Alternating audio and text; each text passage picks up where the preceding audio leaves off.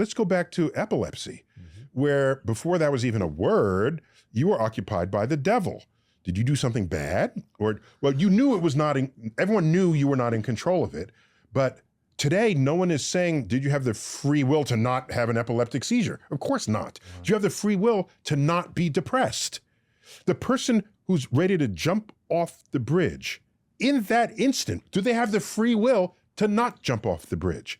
I don't think so. And the more I add up and explore the human condition, I'm forced to conclude that the direction we are headed is that we are all products of an absence of free will.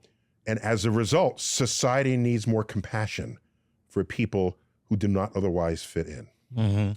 See, I have the exact opposite position in my own mind. I feel that it is because of the absence of free will that you see in most behavior, that it is that 1% of free will activity that moves us in the right direction, bends us toward compassion, takes the arc of history toward justice.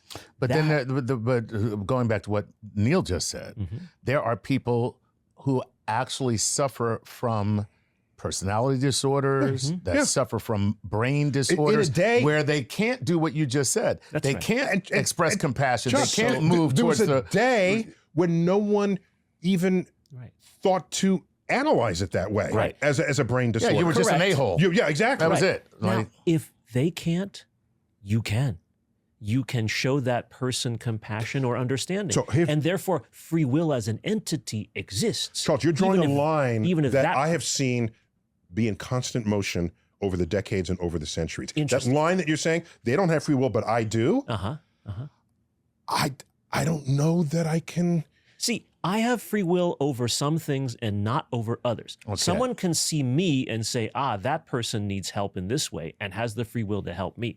I see somebody else who needs this help and free will. Together, it is a network. It's not that any individual... So you have to draw the line for every individual and even perhaps for society. Does the criminal who's born in poverty have free will to not be a criminal if most of the people in prison came in below the poverty line? So there's some sociological force operating there that where we are less susceptible to that force. I think that's a great question, analogy. Let's say this.